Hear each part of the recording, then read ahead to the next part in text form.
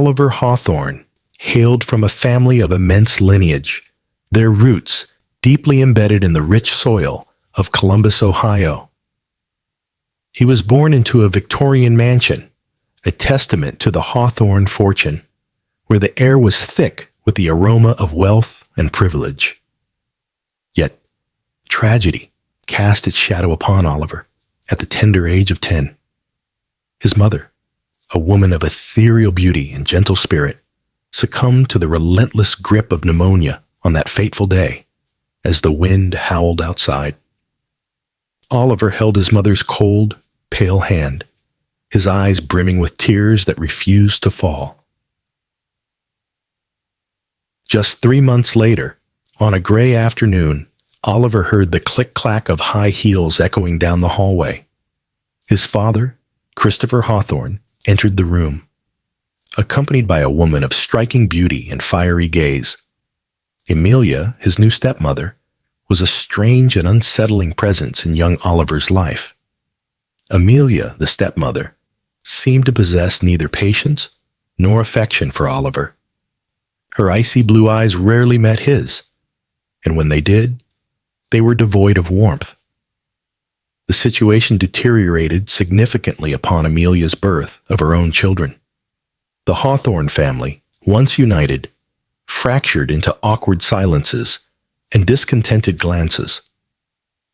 When Oliver turned 18, the opulence of the Hawthorne family secured him a place at one of the most prestigious universities in the country.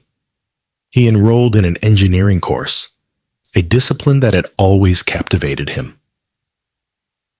On the day of his departure for university, amidst forced laughter and celebratory champagne, Oliver looked into Amelia's impassive face and felt a tight knot in his chest.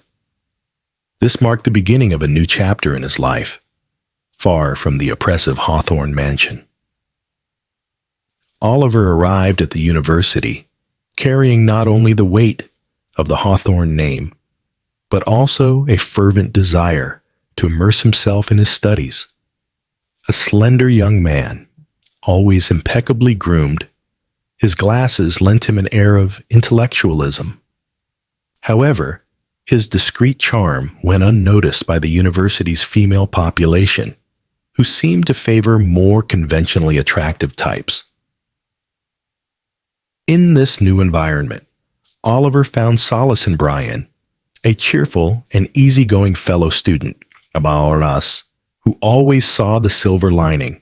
During one of their early study sessions in the library, Brian remarked, "Don't worry about the girls, Oliver. University is about more than that. We're here to learn, right?" Oliver smiled, grateful for Brian's comforting presence. The university also introduced him to Vivian, a fellow student who, like him, had an insatiable thirst for knowledge.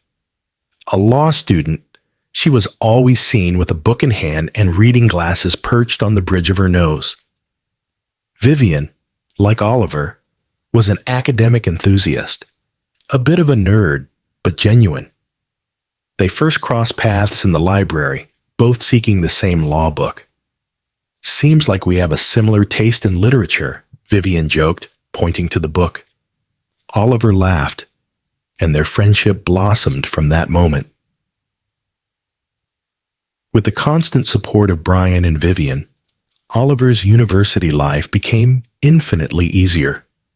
The emotional and academic burden felt lighter, and he began to understand the true value of having reliable friends. The trio spent countless hours together, studying, laughing, and sharing their experiences. Over time, they became more than just university friends. They were a chosen family, navigating the tumultuous world of university life together. On a chilly spring evening, Oliver and Brian decided to attend a university party. The music reverberated in Oliver's chest as he observed the crowd of youthful faces dancing and laughing. Suddenly, his gaze fell upon a stunning figure, moving with captivating grace on the dance floor. His heart raced at the sight of the girl, like a drum beating in a frenzied rhythm. He later learned that her name was Bella, a student in the physical education program. Her beauty was mesmerizing, her smile enchanting, and her energy infectious. Oliver couldn't help but be drawn to her. "Brian," Oliver admitted as he watched Bella from a distance, "I'm infatuated with her. It's something I can't explain." Brian, always the rational friend, looked at him with concern.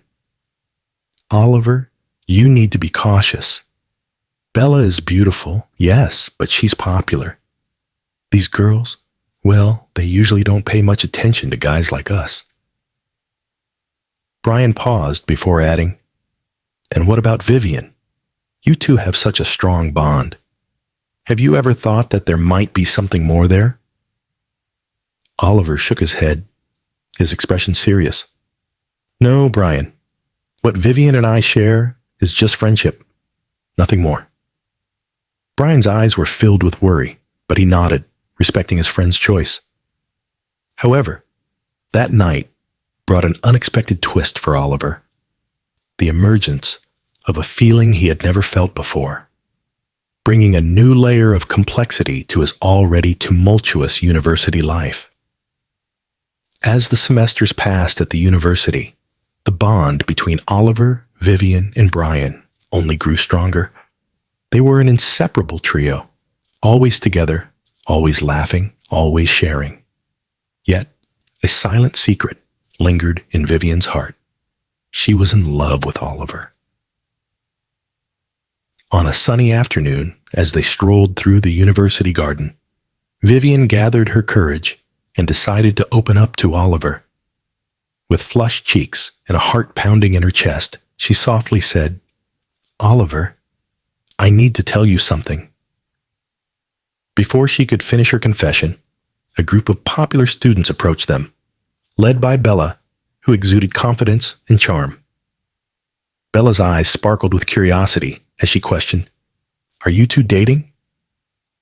Oliver, wanting to impress Bella, quickly denied it, saying, "No, we're just friends. I would never date someone like Vivian."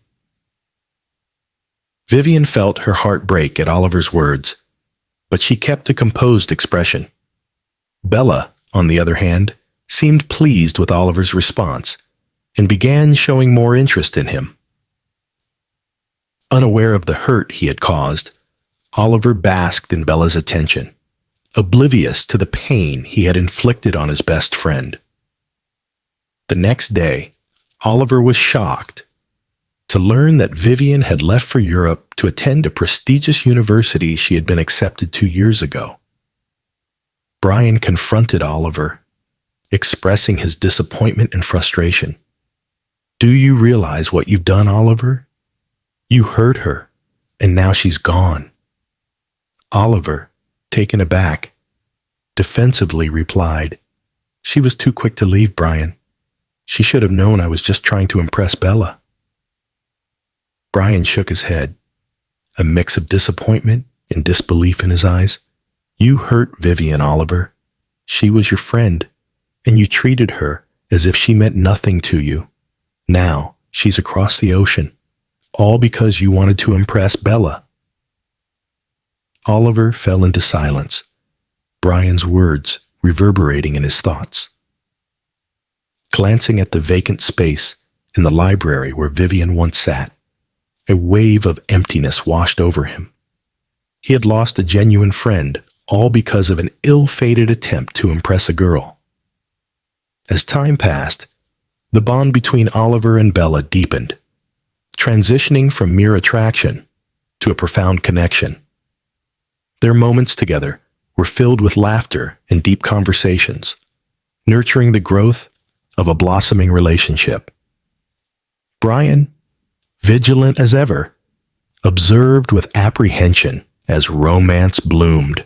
"One day, Oliver," Brian cautioned as they watched Bella laughing with friends, "are you certain about this? I can't shake the feeling that Bella might be more interested in your family's wealth than in you." Oliver, however, remained resolute in the face of Brian's doubts. "She's different, Brian," he responded, his gaze fixed on Bella. "She genuinely cares for me. I can sense it." In no time, Oliver made his relationship with Bella public, igniting a flurry of chatter and speculation throughout the university. Oblivious to the swirling rumors, Oliver was consumed by love. The warnings about Bella fading into the background noise as his heart beat solely for her.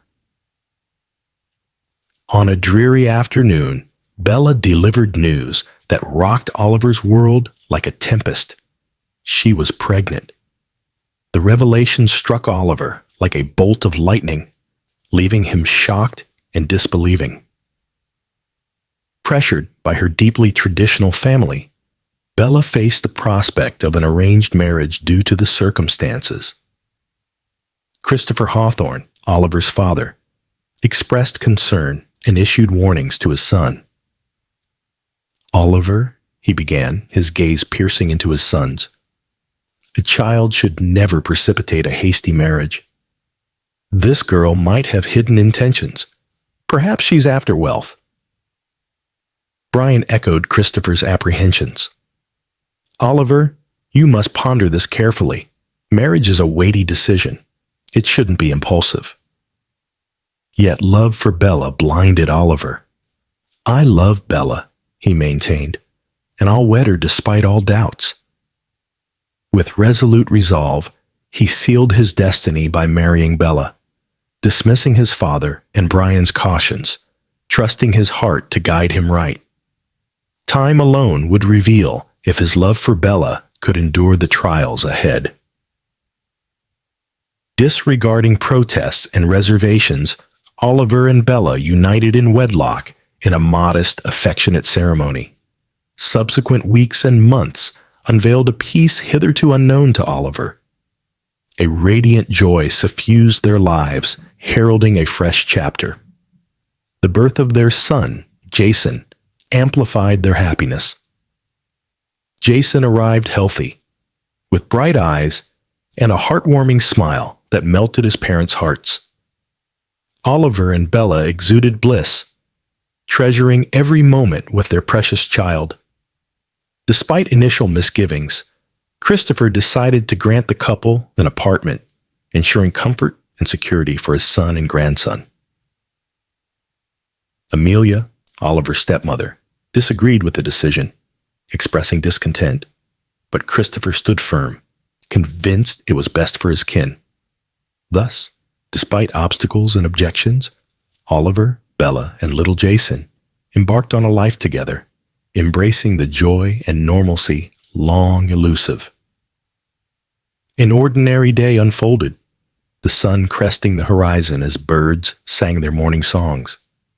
Nothing foretold the day's impending impact on Oliver's life. The phone's shrill ring shattered the morning calm.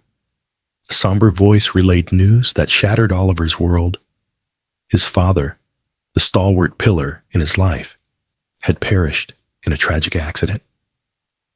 The words struck Oliver like a blow, stealing his breath, leaving him speechless and in disbelief.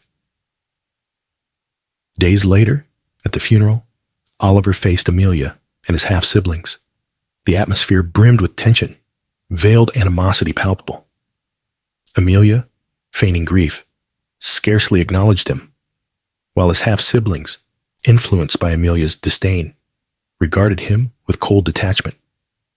Their dislike for Oliver, amplified by the tragedy, was evident. Amidst grief, in an aura of bitterness and rancor, Oliver bid farewell to his father, a once hero, now forever lost.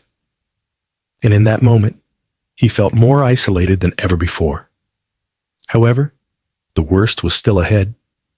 As the initial shock subsided, Oliver realized his father had bequeathed only the apartment they shared. Amelia, his stepmother, and his half-siblings inherited the rest of the wealth. The young man, accustomed to comfort, now faced destitution. I'm lost, Brian," Oliver confided one day, cradling little Jason. I can't afford college with Jason to care for, and I can't rely on my father's legacy. Brian, looking concerned, shook his head. This is tough, Oliver, but you'll find a way. You always do. And he tried. Leaving college, Oliver became a waiter at a local eatery. It was a harsh transition, a stark departure from his former life, but necessity drove him. With a child to support, he committed to securing Jason's welfare. Amidst changing diapers and grueling shifts, Oliver strove to stay afloat, navigating the unwelcome new reality. The tranquil life he and Bella constructed began to crumble. Disputes escalated, with Bella voicing dissatisfaction. This isn't living, Oliver. We're constantly struggling. This isn't what I want, she protested.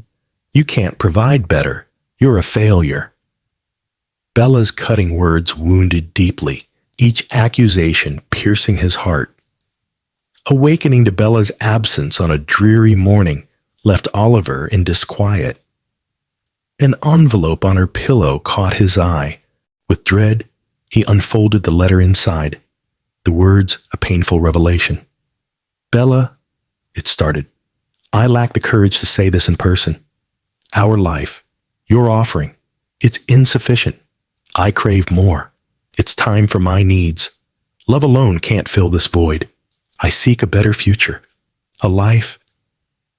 I'm sorry, Oliver, but I don't think you can offer it. Leaving Jason with you, I trust you to be a great father. You have a good heart, Oliver. Please care for our son. Tears streamed down Oliver's face as he finished the letter. Bella had departed, leaving Jason for him. Lost and shattered, he resolved to pull himself together. Despite the loss, he had Jason, his son, to nurture. The world seemed to crumble beneath him. Alone, without his love, burdened with fatherhood. In this tumultuous time, Brian, a steadfast friend, extended his support. Rather than critique, he offered a comforting presence. Oliver, I'm sorry for all this, but you're not alone. I'm here to assist however I can. Amidst the storm engulfing his life, Oliver found solace in Brian, a beacon to help navigate the turbulent seas ahead. Oliver, now a solo parent, dived into a disordered and tiring routine. Adapting to various roles in the workforce to secure his son's well-being, he rose early to don cement and dust-covered boots for his job as a mason's assistant. By night, he switched the hammer for an apron, serving tables at a local restaurant. Weekends saw him transform into a delivery driver, navigating streets for extra earnings on his trusty old motorcycle. Amid uniform changes and scarce sleep, Jason, his son, grew to 5. The lines on Oliver's face narrated tales of sacrifice and resolve, all for ensuring Jason's needs were met. Then, an opportunity knocked. A colleague proposed a health supplement store venture, luring Oliver with the promise of profits and a brighter future for Jason. Risking it all on this possibility, Oliver initially felt luck was on his side. As the store flourished, Oliver briefly glimpsed an escape from his struggles. Sadly, a year later, reality struck hard. His business partner, the one who enticed him into the venture, proved to be a scammer. Vanishing, he left behind a failed store, substantial debts in Oliver's name, and a money laundering inquiry. Facing a financial and legal maelstrom, Oliver confronted a crisis jeopardizing the future he had toiled to build for Jason. Burdened by debt, Oliver reluctantly chose to sell the family apartment, a place where he dreamt of a life together. Downscaling to a cramped apartment, just enough for him and Jason, became their new reality due to financial constraints. In his time of need, Oliver turned to Brian, a longtime friend and Jason's godfather. Despite their lost touch over the years, Oliver sought Brian's help. "Brian, I need your help," Oliver confessed wearily over the phone. Brian, without hesitation, responded, "Oliver, you're like family. Of course I'll help. I know someone who can assist. Talk to Vivian. She runs the firm. She'll support you." "I'm sure of it," Brian said, infusing a flicker of hope into Oliver's weary heart. Although the name Vivian rang a bell for Oliver, consumed by desperation, he didn't pause to recollect its significance. Armed with an address and a glimmer of hope, Oliver prepared to fight for his and Jason's future. Stepping into the grand office exuding elegance with its wooden walls and the aroma of leather and paper, Oliver felt a lump in his throat. The sight that greeted him was unexpected. There, behind the imposing mahogany desk, sat Vivian, the same Vivian from their college days, the one whose heart he had once broken. The astonishment overwhelmed Oliver, making it nearly impossible for him to conceal. "Vivian?" he faltered, his voice catching in his throat. "Oliver," she greeted with a slight smile forming on her lips. "It seems Brian didn't inform you of who I am." With a gulp, Oliver found his voice. "He didn't mention. I apologize, Vivian, for everything." Vivian gestured gracefully, waving away his concerns. "The past is behind us, Oliver. I'm here to assist you now."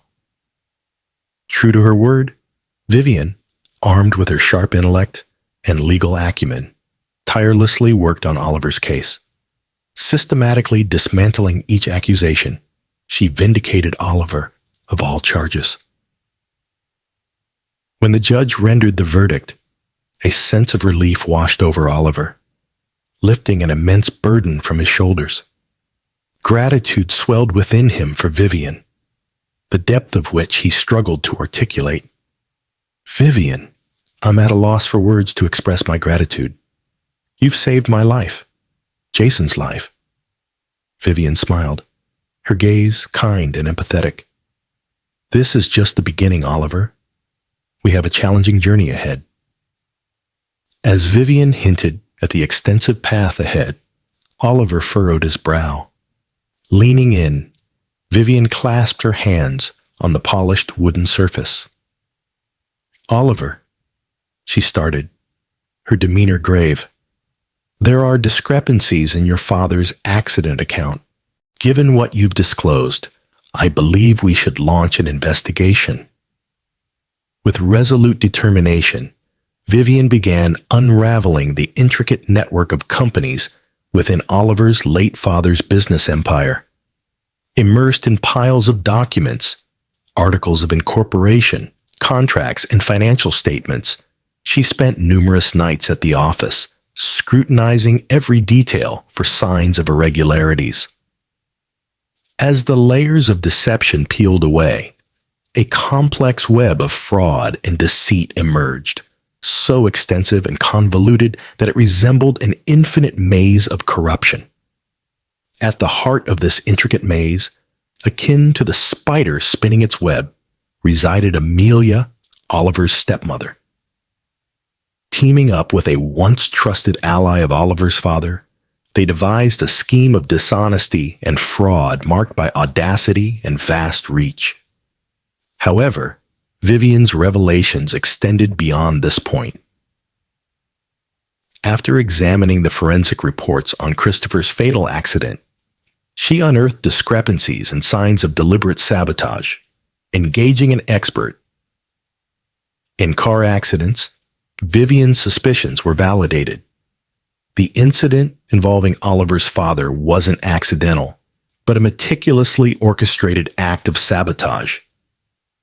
Moreover, faced with Amelia's array of crimes, Vivian sought a court order and initiated a DNA test for her children. Noting the lack of resemblance between them and the photos Oliver provided of his father, it was uncovered that they weren't Christopher's lawful offspring, but a result of deceit. Amelia had manipulated those around her to safeguard this secret. Each revelation formed a piece of the puzzle diligently reconstructed by Vivian. With every fitting piece, every revealed truth, Oliver moved closer to reinstating his rightful inheritance and seeking justice for his father. With these discoveries, the Hawthorne family fortune returned to Oliver, the genuine and rightful heir. Subsequently, Amelia and several corporate executives faced arrest, while Oliver's half-siblings, who had previously shunned him, found themselves helpless. "This is only the beginning," Oliver shared with conviction in his eyes. "There's much work ahead, but united, we'll bring justice to your father," he assured Vivian. In a festive atmosphere, filled with wine and laughter, Oliver hosted an elaborate dinner to commemorate the triumph. He extended invitations to Brian, his steadfast friend and his family, and to Vivian, the woman whose brilliance and determination illuminated the truth and secured justice for his legacy. The scent of home-cooked meals wafted through the air as guests convened around the dining table, brimming with delectable dishes and a toast to gratitude for their reunion after numerous years apart. As the dinner progressed, conversation flowed effortlessly, ranging from light-hearted anecdotes of the past to profound discussions about the future. At the conclusion of the meal, Oliver rose from his seat, his eyes gleaming with sincerity and resolve. He lifted his glass and proposed a toast. "To Bella," he confessed, his voice filled with honesty. "I allowed myself to be blinded by a fleeting passion that disconnected me from the family business. I failed to give the attention I should have to my father and to you, Vivian." A respectful silence filled the room, as Oliver turned to address Vivian directly. "Vivian," he continued, "you have always been a loyal friend, someone I could trust. I neglected you, and for that, I apologize. I was blind, but now I can see, and I see you, Vivian.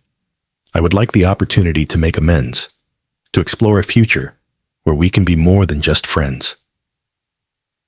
Vivian regarded him attentively, a gentle smile gracing her face and understanding shining in her eyes. She stood up and replied, her words filled with honesty and kindness.